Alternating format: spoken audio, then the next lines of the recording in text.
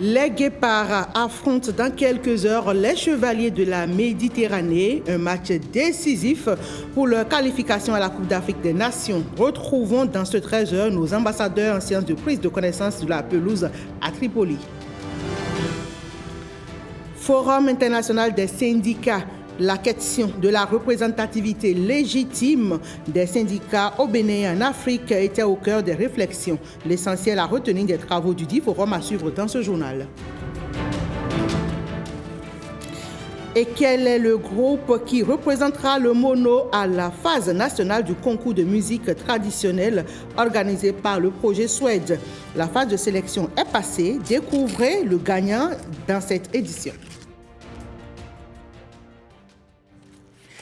Allons pour démarrer prendre des nouvelles de nos guépards en Libye. Ils affrontent ce jour à partir de 17h les Chevaliers de la Méditerranée. Match décisif pour la qualification à la Coupe d'Afrique des Nations Maroc 2025. Le 11 national a effectué une dernière séance d'entraînement hier. La séance a permis aux guépards de prendre connaissance de la pelouse. Retrouvons à Tripoli Mathieu Sokenou et Blaise Adanko. C'est une place à la Coupe d'Afrique des Nations Maroc 2025 qui se joue entre trois équipes. Une dernière bataille donc entre le Bénin, le Rwanda et la Libye. Les Guépards avec 7 points et le deuxième rang du groupe D ont les cartes en main. Ils peuvent sortir l'as de pique. On voudrait terminer le travail. Nous avons 3 points d'avance. Match nul ou une victoire évidemment nous qualifierait. Au lieu de calculer, nous on prépare notre match. Pour Guénodror, il faut gérer la pression et son équipe est préparée pour ce genre de situation. La sérénité, avec aussi évidemment notre solidarité. On sait qu'il nous manque des joueurs, dans l'axe notamment, en défense. On a reconstitué une défense qui a donné satisfaction, pourtant composée au dernier moment contre le Nigeria. Et on va leur refaire confiance. Et je pense que le début de match est très important parce qu'ils vont vouloir venir d'entrée et on va essayer de bien résister, de bien jouer, de porter aussi le danger devant leur but. C'est un match à la lutte d'une finale que vont livrer Guépards et Chevaliers de la Méditerranée au stade international de Tripoli. Cette pelouse, les poulains de Guénodror en font la découverte. Ils y peaufinent alors les derniers détails de la rencontre. Durée de la séance, 1 heure. Nos 3 matchs à l'extérieur, c'était ça. C'était toujours un stade plein contre nous. Mais on doit être fort mentalement, techniquement, tactiquement, dans des bonnes conditions, un très bon terrain, pour pouvoir faire le résultat dont on a besoin. Libye-Bénin, c'est ce lundi 18 novembre à 18h de Tripoli, 17h de Cotonou. Tout à l'heure, donc, à 17h, les Guépards du Bénin jouent leur qualification face à l'équipe de la Libye. Ici à Cotonou, pour tous ceux qui désirent pousser l'équipe nationale, une fan zone est en cours d'installation à la place de l'Amazone. On y retrouve d'ailleurs Marcel Arrossi. Marcel, bon. L'enjeu est énorme. Une victoire ce soir propulserait l'équipe nationale du Bénin au Maroc pour la Coupe d'Afrique des Nations édition 2025. Bonjour Ghislaine, bonjour à tous. Depuis la place de l'Amazone, ici où se met en place une fan zone pour permettre à tous les supporters qui n'ont pas l'opportunité de faire le déplacement de Tripoli, de vivre sur place le match dans une ambiance aussi festive. Le dispositif sera équipé d'un écran géant, d'une sonorisation professionnelle et des stands pour permettre des animations. Et en cas de victoire, vous imaginez ce qui pourrait se passer à Cotonou et dans tous les coins du pays. Ce sera forcément inoubliable. Merci beaucoup, Marcel Arrossi. Alors, toute la population est vivement appelée à venir soutenir les Guépards. On rentre dans le vif du journal. Le concours Cotonou Ville Propre a connu son épilogue le vendredi 15 novembre dernier. Pendant environ un mois, dans les différents arrondissements de Cotonou, les citoyens ont été mis en compétition pour rendre 39 sites insalubres à raison de 3 par arrondissement plus propre. Les 13 arrondissements ont été récompensés. La distinction des arrondissements pour ce concours dénommé Cotonou Ville Propre s'est fait en présence des autorités politico-administratives. Reportage. Les 13 arrondissements de Cotonou ont tous participé à ce concours initié par l'ONG Bénin Ville Propre. Le challenge mobilise les citoyens et certaines entreprises pour l'assainissement de leur cadre de vie. À travers ce concours, nous avons vu des citoyens engagés et des entreprises mobilisées pour offrir à notre ville un visage plus propre et plus agréable. Vous avez donné l'exemple et c'est ce genre de leadership qui progressivement transforme Cotonou et en fait une ville modèle dans la gestion de son environnement. Au terme de Cotonou Ville Propre, qui promeut l'éco-citoyenneté, c'est le 13e arrondissement qui s'impose comme un parfait exemple de salubrité en engageant la responsabilité collective de ses citoyens. Les 2e et 3e places sont occupées respectivement par les 8e et 3e arrondissements. Nous célébrons bien plus que des prix. Nous célébrons la responsabilité collective, l'esprit de solidarité, de l'amour que nous portons tous à notre belle ville de Cotonou. Je voudrais dire un sincère merci à tous les organisateurs de ce jeu concours, en l'occurrence au président de l'ONG BVP, au maire de la ville de Cotonou et les partenaires. Le souhait pour le ministère aujourd'hui, c'est de voir cette activité se pérenniser dans la ville de Cotonou et ailleurs dans les autres communes. En plus des matériaux d'assainissement qui sont offerts à tous les arrondissements, le 13e arrondissement bénéficie de la construction de toilettes publiques. Voilà un pas de plus dans la dynamique de rendre la ville de Cotonou plus propre et plus attrayante. Lutte contre les maladies non transmissibles. À Parakou, une mobilisation citoyenne d'envergure a été organisée pour sensibiliser le public au danger de ces maladies silencieuses comme le diabète et l'hypertension artérielle. Elle est organisée sous l'impulsion de la Fondation Ubi et Vinciane en partenariat avec la coopération Louvain et la zone sanitaire Parakou Ndali. Retour en image sur cette marche placée sous le signe de la prévention avec Ablofou Idrissou et Enoch Mpati. La mobilisation est palpable car l'enjeu en vaut la chandelle. Tôt dans la matinée et sous les airs entraînants de la fanfare, des citoyens marchent pour lutter contre les maladies non transmissibles. L'initiative est portée par la Fondation Ubi et Vinciane en collaboration avec la coopération Louvain et la zone sanitaire Parakou Ndali. Depuis l'esplanade du marché Zongo, les participants ont parcouru plusieurs artères de la ville avant de retourner au point de départ. Sur place, ils se désaltèrent, font quelques exercices d'étirement sous les instructions d'un coach sportif, puis reçoivent des conseils de spécialistes. Le premier conseil, c'est la consommation donc de zéro alcool. Le deuxième conseil, c'est la consommation donc de zéro tabac. Le troisième conseil, c'est une alimentation peu sucrée, peu grasse et peu salée. Un régime alimentaire qui doit être composé de au moins 3 portions de fruits et de légumes par jour. Et le cinquième conseil, c'est 30 minutes d'activité physique, après pas intense, selon la capacité de chacun par jour. Pour cette marche de ce matin, je me suis sentie très bien dans ma peau, très légère. Et le nombre de personnes qui a participé aussi à la marche a fait de cette marche une réussite. Et la marche, le sport pour nous, c'est une prévention contre le diabète et aussi l'hypertension artérielle. Et nous invitons tout le monde à faire pareil. Le sport, ça fait que l'homme est en bonne santé et quand tu fais le sport, tu es léger et tu te portes bien. J'ai beaucoup dansé parce qu'il y avait la musique et je me sens maintenant vraiment léger. Cette marche pour la santé fait suite à une campagne de dépistage du diabète et de l'hypertension artérielle organisée les 14 et 15 novembre dernier. La Confédération générale des travailleurs du Bénin, CGTB, a tenu à la Bourse du Travail les 15 et 16 novembre dernier un forum international basé sur la représentativité syndicale en Afrique. Objectif, engager une stratégie dynamique sur la représentativité légitime des syndicats dans le cadre de la défense des droits et intérêts des travailleurs au Bénin, en Afrique, mais aussi dans le monde. Plus de précisions dans ce reportage. La Confédération générale des travailleurs du Bénin, CGTB, a mené une réflexion approfondie sur la représentativité syndicale au Bénin et en Afrique à travers ce forum international. La représentativité syndicale désigne les modalités de reconnaissance des organisations syndicales considérées comme légitimes à agir au nom des travailleurs ou des employeurs. Cette représentativité confère donc aux organisations syndicales le pouvoir d'exercer un certain nombre de prérogatives telles que le droit de négocier et de conclure des accords collectifs, de désigner des représentants pour prendre part aux activités des organes consultatifs.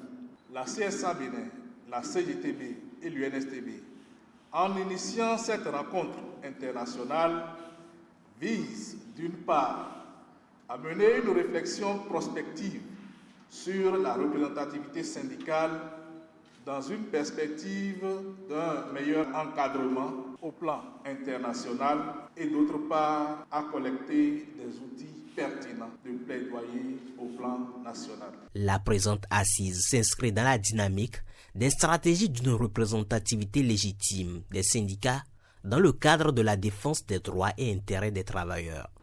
Comme vous le savez, partout dans le monde, les syndicats souffrent d'une crise plus ou moins sévère de représentation. Cette crise revêt deux dimensions à notre avis, l'une externe et l'autre interne. La crise externe se réfère à l'effritement de votre base traditionnelle des membres. La deuxième crise, celle interne, se réfère au fossé grandissant entre les syndicats et leurs membres. Les défis auxquels les syndicats africains, francophones en particulier, doivent faire face appellent de notre part une restructuration profonde qui doit inclure également la question de la détermination de la représentativité syndicale. Au bout de ces 2 jours d'échange, les objectifs visés par le Forum international vont permettre d'impulser une nouvelle dynamique à la pratique de la représentativité syndicale au Bénin et en Afrique, avec pour atout des acteurs syndicaux avertis et mieux préparés à défendre les droits des travailleurs dans un contexte économique et social en mutation rapide. Des jeunes leaders du Bénin étaient aussi en conclave, un séminaire national à Cotonou pour réfléchir sur l'impact des politiques de développement à l'ère de la rupture. Occasion aussi pour ces jeunes de faire des propositions concrètes dans le sens de l'amélioration des actions engagées pour l'épanouissement de la jeunesse. Gilles Dansou. Ils sont de jeunes leaders. Ils ambitionnent jouer pleinement leur rôle dans le processus de développement de l'Afrique. Œuvrer pour une Afrique nouvelle en donnant une priorité aux jeunes porteurs de projets d'avenir. Nous sommes convaincus que l'État béninois, à l'ère du régime de la rupture, fait beaucoup d'efforts. Quand nous parlons des politiques publiques en termes d'éducation, de formation, d'emploi, ainsi de suite.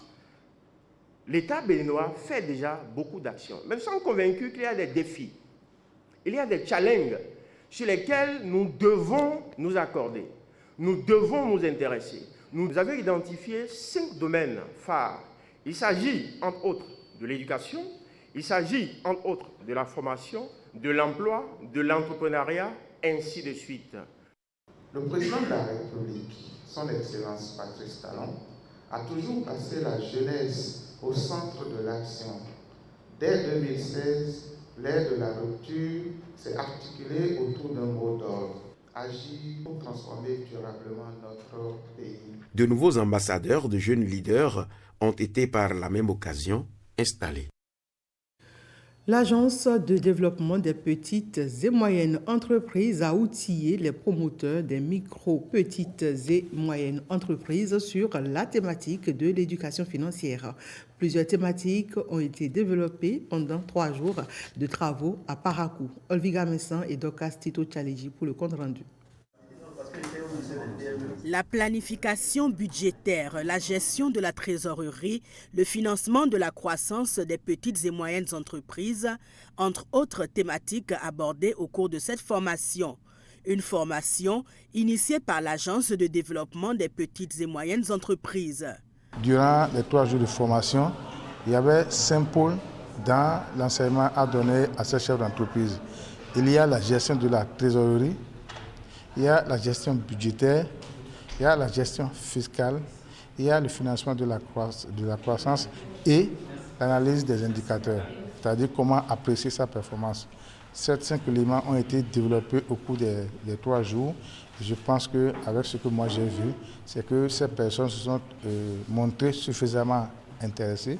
Ces dirigeants et chefs d'entreprise sont désormais outillés pour gérer au mieux les finances de leur entreprise.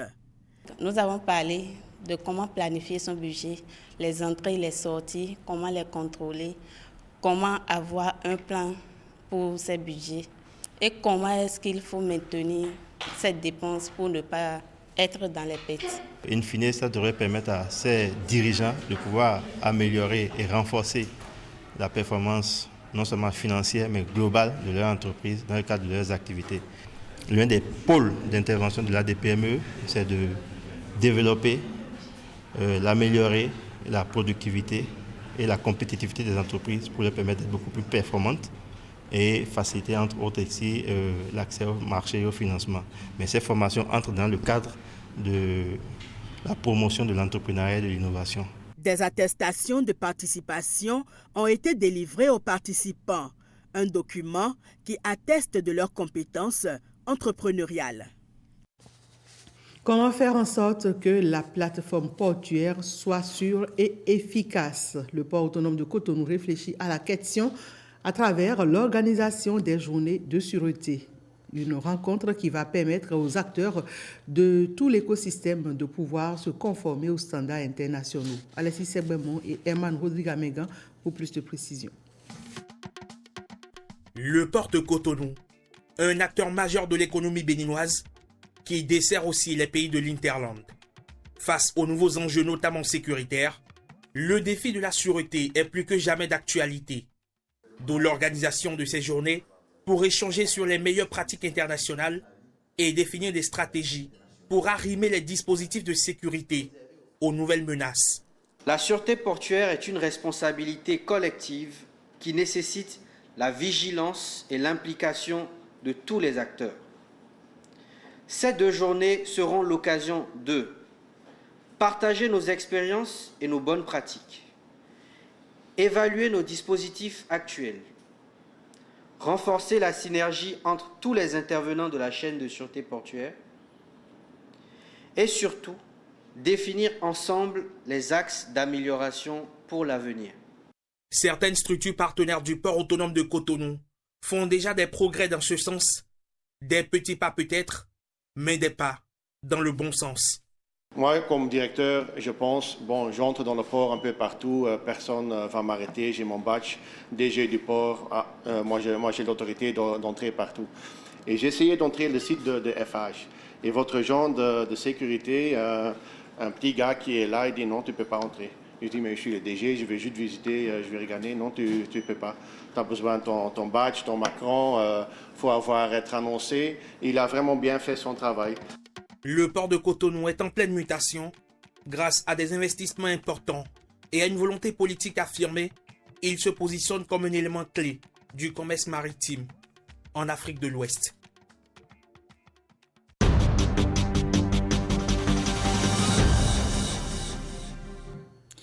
Dans le dossier économie du jour, on parle de crédit bancaire et assurance, 2 binômes indissociables dans les opérations de gestion de risque. Mais pour quelle implication pour les parties prenantes? C'est donc le sujet au cœur du dossier économie de ce lundi. Experts financiers, administrateurs de banque et un simple anonyme nous apportent leur éclairage dans ce sujet signé Jennifer Sativi.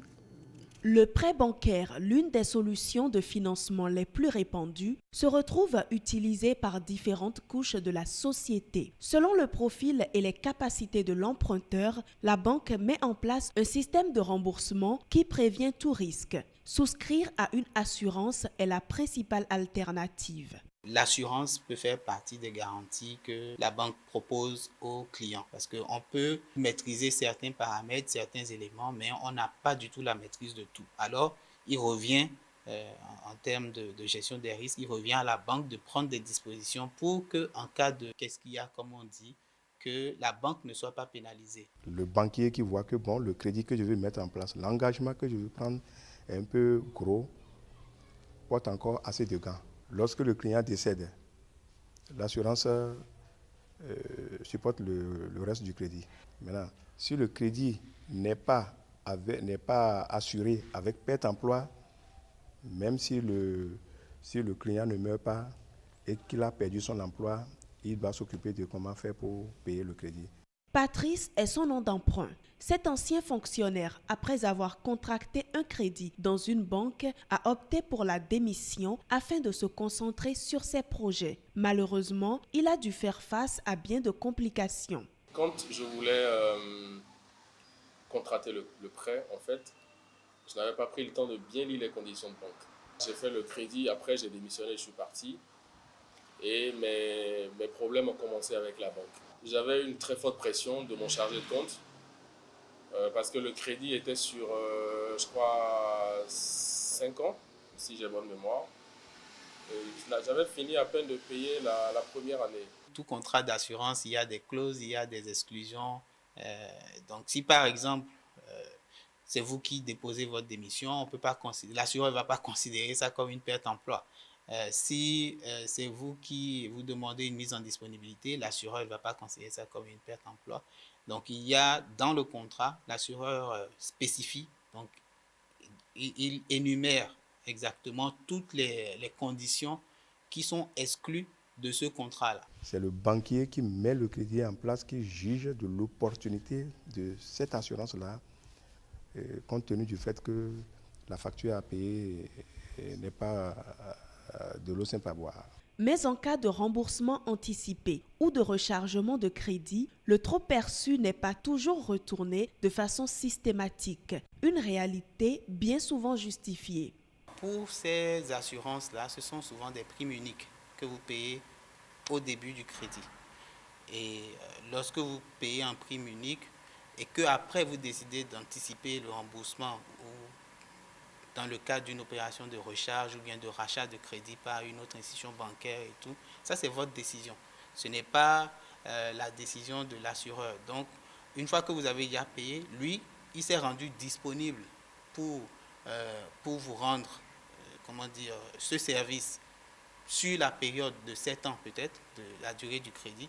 Mais vous avez décidé de raccourcir cette période-là à 5 ans, donc il ne lui revient pas de dire qu'il va calculer au prorata de la période que vous avez faite pour retourner de l'argent. Non, pas du tout. En dehors de l'assurance de prêt, les intérêts d'emprunt, mais également les frais de dossier, de garantie ou encore de courtage sont aussi à prendre en considération pour souscrire à un prêt bancaire.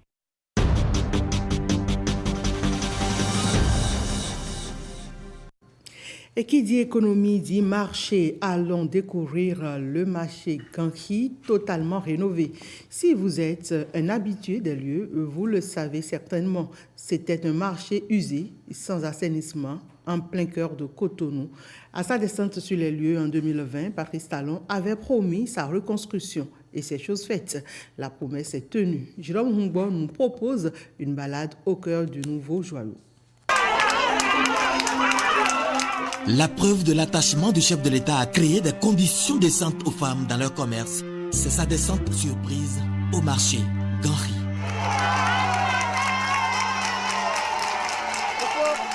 Ce que je sais, c'est que le chef d'État n'a pas du tout apprécié les conditions dans lesquelles sont les usagers du marché Ganhi.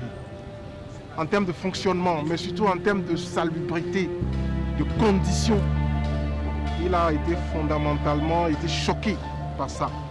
Et tel que je le connais, quelque chose va se passer certainement dans les semaines qui viennent.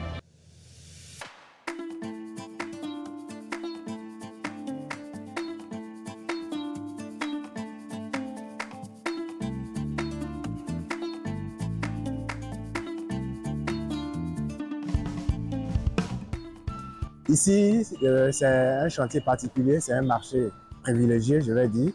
Nous avons un marché qui est un rez-de-chaussée plus un étage avec une couverture charpente. Vous allez voir la particularité de la charpente. Nous avons une partie centrale qui est comme un parapluie. Donc cette fois-ci, au lieu que ce soit en béton, c'est quand même en charpente métallique. C'est sa particularité par rapport aux autres marchés.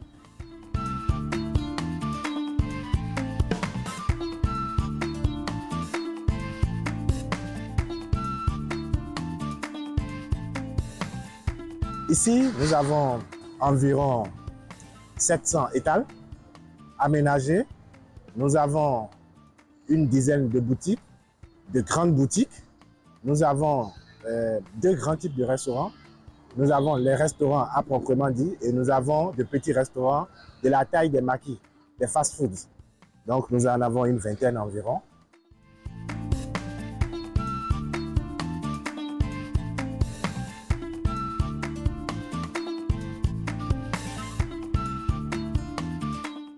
Des blodons médians, on donne les binadio. Parce que des gens qui mon client là n'a bien mais bon. Donc mina bon occasion ne bon à double tout grand donner coup d'azote. Mais mettre vie quand il te temps les mais bisser c'est au bédoni.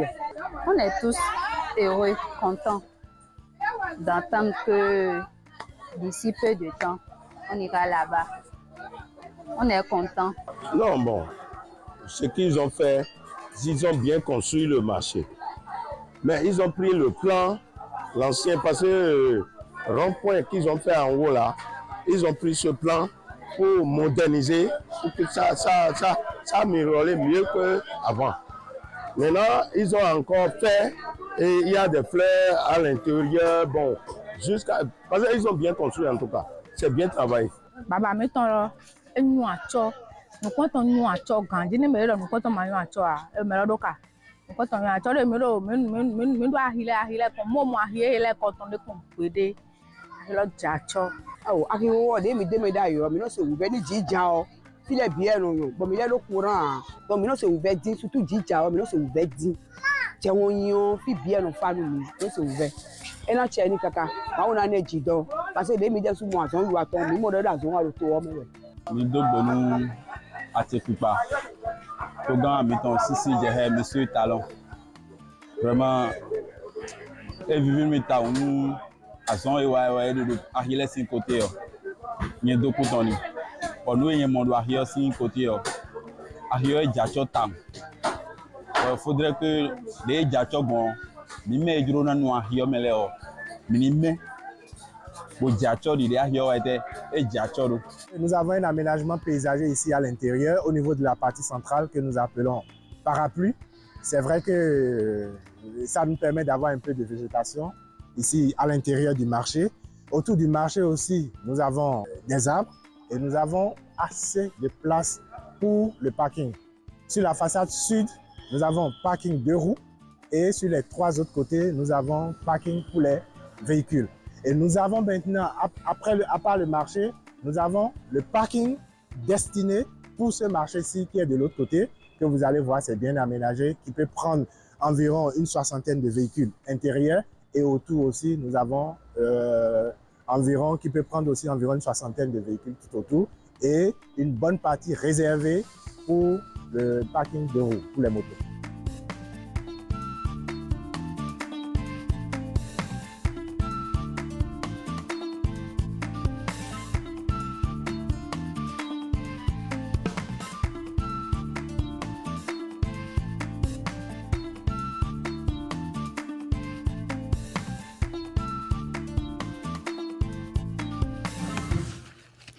Le Mono connaît désormais son représentant à la phase nationale du concours de musique traditionnelle organisé par le projet d'autonomisation des femmes et dividendes démographiques en Afrique subsaharienne, Suède-Bénin. La sélection, qui a connu la participation des communes du département, excepté Huéogbe, a eu lieu sur l'esplanade de la Maison du Peuple de Lokossa.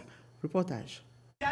Pour cette phase départementale du concours de musique traditionnelle sur les thématiques du projet d'autonomisation des femmes et dividendes démographiques en Afrique subsaharienne, Suède, qui regroupe 5 communes dans le Mono, c'est la troupe Agbadja Tchigan d'Atiémé qui arrive en tête. Tous les candidats ont la moyenne et ils ont bien travaillé. Et c'est le Mono qui gagne. Deuxième, avec 16,70 de moyenne. Et nous vient de la commune mère, Lokossa. Aïzan 7 points médaille. Premier avec 16,75 de moyenne, il nous vient de la commune d'Atiémé à Fachao Kodjo. Le gagnant, à travers sa prestation, sensibilise les parents sur la nécessité d'envoyer leurs filles à l'école et surtout de les y maintenir. Je suis très heureux ce soir-là. Je dois remercier le projet Souhaite et le gouvernement du Patrice Talon de ce qu'il a fait pour les filles. J'ai dit aux parents d'inscrire leurs filles à l'école. Une fille bien éduquée est une lumière pour tout le pays. La phase finale du concours regroupera les premiers de chaque département. Le vainqueur bénéficiera de la production d'un album de musique. Ce n'est pas parce que c'est à Thiémé qui est le premier que vous allez rester dehors. Vous devez travailler ensemble pour qu'ils puissent progresser, pour corriger les imperfections. De toutes les façons, nous sommes actuellement à une phase départementale et il y a une phase nationale après. Suède, c'est ce projet qui travaille avec les pays africains pour autonomiser les femmes et les filles et améliorer leur accès à des services de santé reproductive, maternelle et infantile de qualité. Et c'est la fin de ce 13h. Merci à toutes et à tous de l'avoir suivi.